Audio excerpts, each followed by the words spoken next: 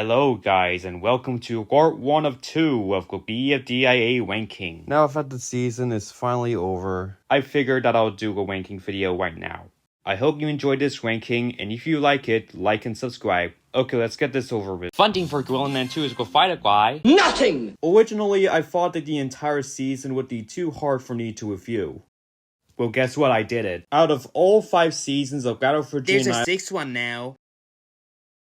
Fine. 6 seasons of Battle for Green Island. I personally think that BFDIA is my favorite season. While it's nowhere near as consistent as BFDIA Season 1, it still has overall better episodes, though it's not without its stinkers. Oh boy, I'm gonna have a fun time with those. I'll plan to do all 24 segments for each BFDIA episode, and a bonus segment on IFV1. Anyways, what are we waiting for? I'm gonna check out all of that BFDIA episodes, whether it's good or bad. One last note, keep in mind that this is all just my opinion. I'm just gonna add that note because I don't want to be boycotted because my opinions are different. So without further ado, let's get this ranking video started.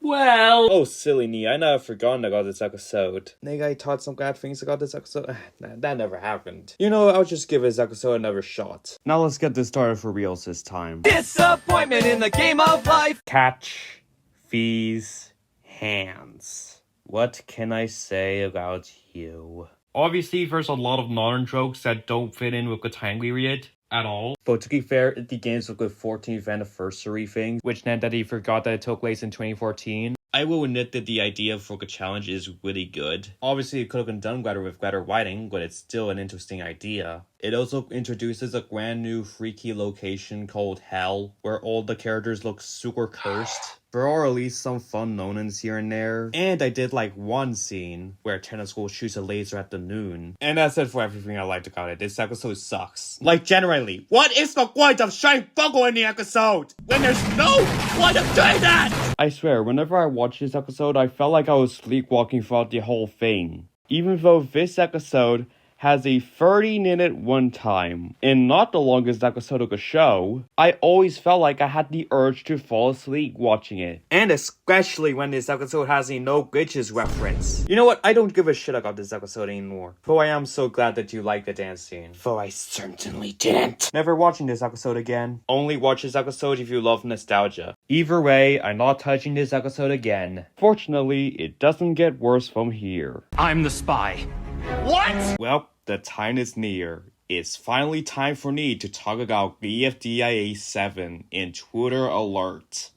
We meet again, old friend. I already made a review for this episode, but that review sucked. Don't expect me to look at the grass and say that it's good. Anyways, BFDIA 7 is an interesting episode that it feels completely disconnected from the previous episode and knows every way imaginable outside of the great animation carried over for BFDIA 6 in my opinion. You're a fucking mumbling, stuttering little fuck, you know that? Wow, what a harsh thing that I said. Anyways, do I still think that BFDIA 7 is bad? Yes. My thoughts on it are mostly completely unchanged from my older video. I absolutely hate how predictable it gets. When I watched the first 9 minutes of this episode, I knew immediately that Friesnar would lose the challenge. And that was right. And because of that, the remaining 10 minutes of the episode are just filler, with the only thing coming out of it being the weak Trampling Fortress. Oh yeah, and I guess the Yoyolai was here too, but I'm not sure. Feet. I have been watching YouTube videos for 10 years. Are you really gonna make me laugh at Fiery saying feet? Anyways, I can at least say that the challenge has potential to be fun, but the predictability is so goddamn high that it fails. And that sadly also affects the plot lines of the episode. It's like Glugla joins the circus. In fact, the plot lines feel less fleshed out and more bare bones than the previous entry. And then we get to the jokes. Oh my God! I am so sorry to anyone who likes this episode, but that is just my opinion, guys. The jokes range from callbacks to previous episodes, with some of them having incorrect information from the previous episodes, to jokes that are trying so desperately hard to make you laugh, but they fail so hard! This episode definitely feels like a direct-to-DVD sequel. I mean, direct-to-DVD sequels already have predictable plotlines, so I'm likely onto something here. But yeah, this episode sucks. But at least I didn't fall asleep while watching it like with Kachi's hands. I guess the Team No Name segments are not that bad, I guess. And there are at least some decent jokes here and there. But yeah, this episode is absolutely not for me. But if it's for you, then you should have a blast enjoying it. But to me personally, I am never watching this episode ever again. Choose from 2 ultimate recipes for your crust. Meaty. Niti is the best Ghost BFDIA 6 week BFDIA 10 episode of them all. For it is the least cringiest and most funniest, in quotations, of them all. Thankfully, Jack and Jellified then discovered, oh wait, we should bring back steaks, which makes this episode way less predictable than BFDIA 7. This episode introduces barbecue sauce, which I actually didn't know was a T-God callback. I actually didn't notice this because I skimmed over the first 9 episodes of T-God. Anyways, I don't really have a lot to say about this episode. It's pretty much just more of the same. It's still the same crazy stuff as per usual. Never mind the awful scene where Gelatin gives Guffgo's Gigagox shades, rendering the entire episode as completely wigged. Yeah, it's terrible, but at least it's tolerable. It doesn't really make for a very long review like that. But hey, I'll at least get more optimistic with the next episode. Well, guess I'm gonna get talking about with Guy for the Wicked now. I'm gonna say right now, why did I give it a 7 out of 10 back then? What was wrong with me during that day? Ugh, what do I hate about this episode? There is an ill-fitting reference to BFB, Gloony having a realistic eye. It features, in my opinion, the worst kick and stick scene of the entire season, Nico's entire plotline in this, and I haven't even gone to my least favorite part of the entire episode yet. And it's the moment where Gloony ostracizes all of the LOLers. And the worst part is that it comes completely out of nowhere. Oh yeah, another bad thing I can say about it is that the splooge lands on the window of the LOL and it leaks into Gloony's eye in a very juvenile way. It made me wish that the entire Kick a Steak scene was during that moment, but no, that would make the episode funny. Instead, the witch, or Willow if you like the character, launches dust into Gloony's eye, and within that pressure, everyone dies, and the Kick a Steak continues as normal. Sure, why not? Also, this episode tries to be like BFDIA 10 in a way that it has one contestant complete for themselves. What the problem is that it makes it feel like BFDIA 10 again. If the plot is 50% more predictable, the rest of the contestants do their progress, only for Nico to show up and win the challenge. Going back to BFDIA 10, there are actual moments where you can think that the Ugly Face team would win the challenge. And that is what made Fries winning the challenge really more surprising in a way. But I guess Jack and Jellifies don't want to do any more surprises anymore, I guess. At least for this episode. To his credit, it still had great new locations, like the Cyan Caves and the farm. And it also has corny drinking rituals, so I guess some demons have something good in them. Overall, I don't like this episode. One of the scenes is Tennis Skull running into a pit, and he falls into fries and grouses up as a reference to BFDI 11. This moment perfectly sums up everything I said about this episode, and I'm never watching it ever again. That's what I get for trusting eggs. Egg. Yep, that's the title. I don't like Egg, but it did give us that masterpiece of a Kick a Steak intro, so not the worst one, I guess. In this episode, the Fish Monster from BFDI 2 becomes the host, and the challenge is to find original goods. Another interesting challenge idea. So the episode has to be good, right?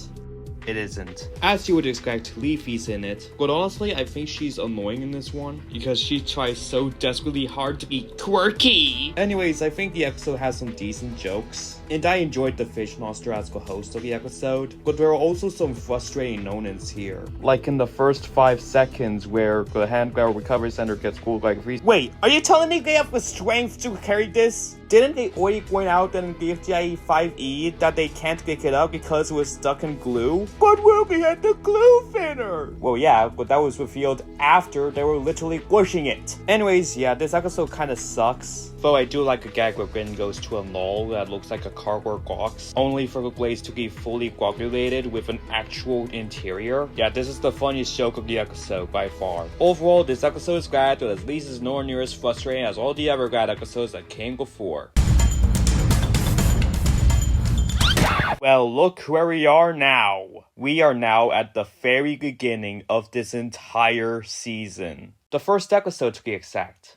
Wait a minute. Oh no, I remember this one. Oh my god. BFDIA 1, yeah, who I want to know, is my least favorite first episode of the entire show. This episode does a piss poor job reintroducing all of the characters and the new characters, since it's already been done before. Anyways, this episode is very short. It's 7 minutes long, but it feels like 3 minutes. Like, I get that this is the first episode of the show, but Take a Plunge came out 2 years ago and it still works as a good introduction to the characters. This episode literally has no defense to anything. It is outright embarrassing. I like the opening chase scene, and it does have its funny moments. But overall, I think this is a pretty good score opening to the season. But don't worry, it doesn't get worse from here. We're not friends.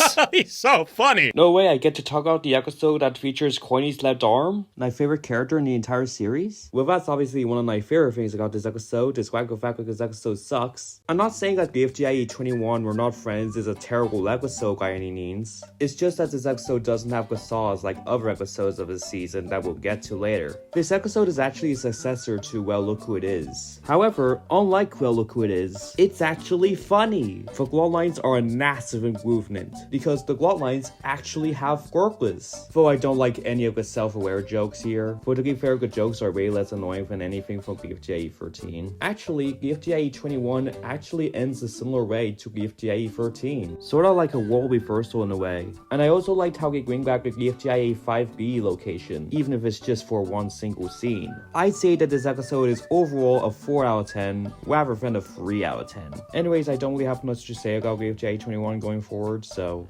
moving on. Actually, speaking of BFDIA 13, I got something to say about you. Whoa, didn't see that coming. The moment that I decided that BFDIA 13 should be last place was when I f***ed up so bad. I know I rambled a lot about this episode, but honestly, I started to feel bad for this episode now. The thing is, I still have goggles with this episode. I'm still not a fan of the T-Bart into a gag, honestly. I'm still not a fan of how the Luck with Losers is somehow next to the trash characters now, just to give out an explanation for why they left. I honestly think that this is a really stupid contradiction. Oh yeah, speaking of the LOL, they tried to have a conflict by making them separated, which is honestly kinda questionable. I mean, just because Mogul was being a jerk to Nash, but doesn't mean that you should ostracize the non-contestants like that. But it doesn't really matter, because the whole separation thing disappears in the rest of the newer episodes, despite the fact that it's supposed to be a big deal. Actually, let's get to the things I like about it now. I will admit that the scenes with the WTFers are charming. Sure, they're dumb, but that's the point, actually. Dumb, goofy adventures is what BFDIA is all about. The main reason for why BFDIA 7-9 failed for me is because they felt like modern slop. But honestly, I can't really say that for BFDIA 13. It may have its flaws. For example, I don't like that Buried Forest deciduously insulated scene at all. It honestly feels forced. But I do like the sound design for the Coiney and Gun's subplot. While I think it's weird that they did this before the episode where Gun becomes a cyborg, it still had great sound design. And of course there's that one scene where Fiery remembers Leafy, with the gorgeous lighting and animation. It's honestly very beautiful. Honestly, I wanted to like it more, since this episode is widely regarded as one of the best episodes of the entire show. And I honestly feel bad for boycotting on this episode for so long. I still don't like the episode in general, since I think there are way better episodes than this. But to give BFDIE 13 credit, it does have a lasting impact on the franchise. Like, come on, the trailer for She Deserves This has literal footage of it. Let's not get ahead of ourselves. Overall, I don't like this episode very much. It's not really my taste, honestly. It may have zany nonins and stupid references, but I do understand why everyone loves this episode so much. So I'm gonna say one last thing about this episode. I am sorry.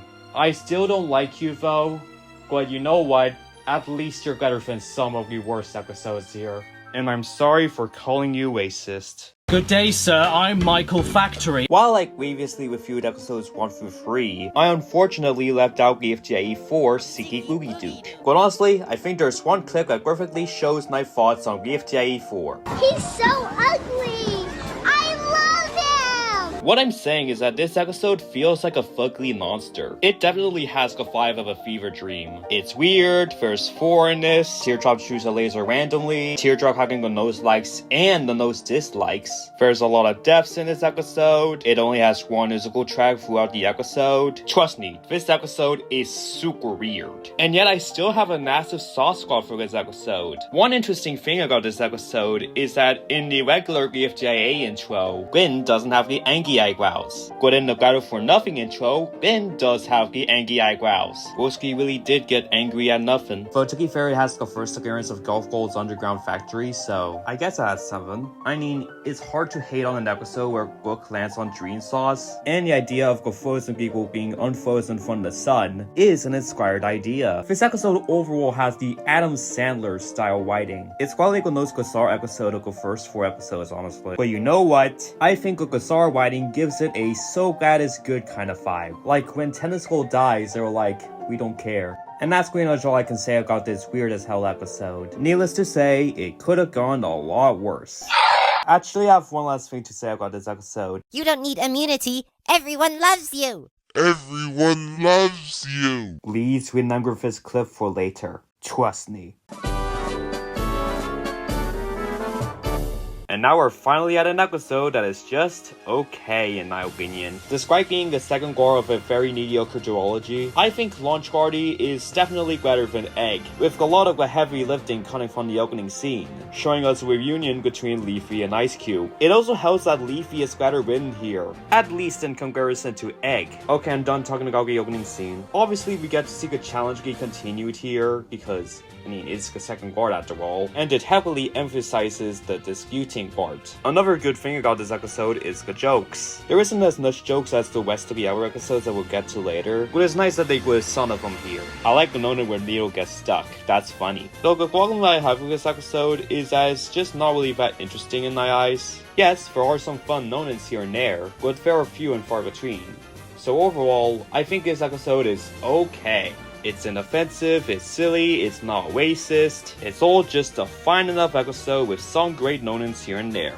I just don't have much to say with this episode, honestly. I'm one step closer to winning the season. Shut up! Okay, let's address the elephant in the room. Lots of nuts, cake and steak sucks. There, I said it. They literally just take the spark notes from BFDIA's 4 and 5. And if you don't get what I mean, just watch this clip. You don't need immunity. Everyone loves you.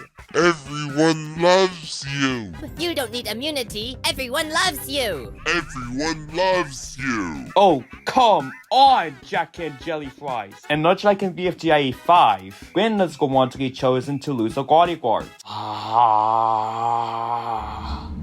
Did I ever tell you what the definition of insanity is? Good God, that sucked. Anyways, in spite of its very bad cake and steak, I do think this episode's okay. This episode brings back Flower, who was actually teased in BFDIA 10. Good job on your continuity, folks. And the intro gag is just stellar. Definitely better than BFDIA 13's intro gag. Back to Flower, while I'm not a big fan of her, for obvious reasons, I actually think her characterization works here. And yes, it does have a BFD reference, but at least it's nowhere near as on the nose as the other ones. You know what? Here's my favorite joke from the entire episode. But my job here is done. This is so funny. Overall, I think this episode is good, but it doesn't really have any interesting nonins outside of these few nonins here and there. And one last thing, just don't have so many derivative nonins in this episode. If this episode had Heavy in it, I would have loved it even more. I gave birth. Instead, the Fogi's Nightmare 3 is... Oh, are you gonna change your mind on this? Oh, it's that guy again. And I thought that I let you out of the video. Oh, really? Do you still think the episode is good? Yes. Yeah, I still think this episode is really entertaining. I think the Alliance plotline was great, and how it does a great job on dealing with change. And I would know because this is my first time recording in this new house and I didn't know. The challenge is kinda lackluster though it is classic BFDIA, so it's perfectly fine. A lot of characters die in this episode, you know, the usual BFDIA. Anyways, I think this episode is good, though I don't think it has as much staying power as the rest of the other BFDIA episodes. Definitely the most bare bones of the good episodes. But hey, at least it's nowhere near as crazy as Siki Boogie Duke. We're going back in time to the first BFB. One of the best things that I can say about Stargate Shift is that it actually has the 5th anniversary thing. Unlike BFDIA 9, which just goes, happy 14th anniversary! Despite the fact that it's a BFDIA episode. Anyways, let's just get to the episode already. Me personally, I think Stargate Shift is a good episode. It's just the fact that this episode is very flawed. And it's not just the fact that it has to be stuck with seasonal shifts. I guess the challenge is lacking, especially in comparison to worse episodes that had better challenge ideas. They introduced a brand new superstore that was introduced all the way back in... Anyways, I actually think the cameos are good. I mean, they're better suited than in T-God 15. Actually, let's get to the time travel thing. Let's go! I love time travel stories. Basically, Tentacle and Nickel go back in time to November 3rd, 2017, where the first episode of BFD take place. I will admit that this scene is nowhere near as bad as any of the other ones from T-God 15, and I guess it's nice that Nickel tries to get his chip back from the massive Tower of Forks. This episode also establishes the Yoyolite Nines being a real location, where I'm pretty sure that Nettlegold landed on, considering how she never gears again after 5e. Focus is just my headcanon. Anyways, Tentacle and Nickel went back in time to the first episode of T-God. Yay! And then they go back in time to T-God 13. Wow, another episode I don't care about. Whatever, the point is that this episode is good, it's just that it has this potential. Though to be fair said that its potential is sent on this monstrosity. Whatever, I don't really have much to say about this episode and I'm gonna be moving on.